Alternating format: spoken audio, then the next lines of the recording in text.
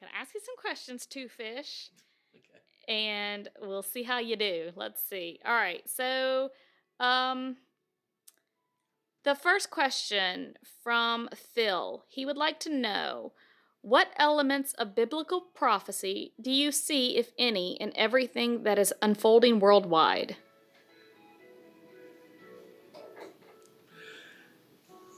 There's probably 10 to 15 different areas that you can go to Old Testament and New Testament scripture, particularly Revelations, and you could say just based on like numbers, like when is the anniversary of what is the 2 day anniversary? When I say 2 day, I'm talking about a day is 1,000 years, 1,000 years a day of Christ's death. What date is that? And you can say, well, just math. What is that? And you can say, let's look at when Jesus says nation against nation, and kingdom against kingdom. He wasn't repeating himself. The nation against nation is ethnos against ethnos, and it means any group. Ethnos in the Greek dictionary is any group of people that are united in any common cause. It could be like Democrat, Republican. But what he's saying is, right before he comes back, there will be people will be against people.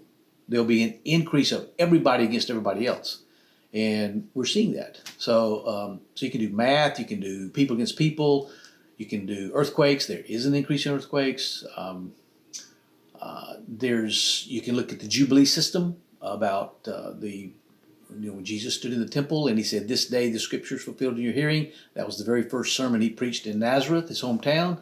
That was the Jubilee passage he used. And if you back that up to when Jubilee started, that's probably the 30th Jubilee. So if you say, when's the 70th Jubilee? Figure that one out. You can just do the math. It's 50 years.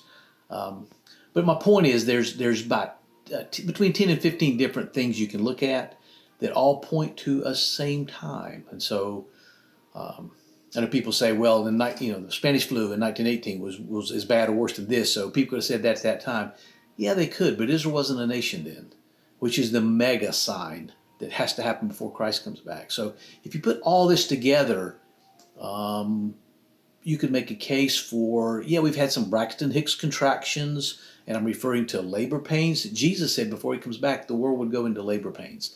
But I think the coronavirus is the first real contraction. That's just my opinion.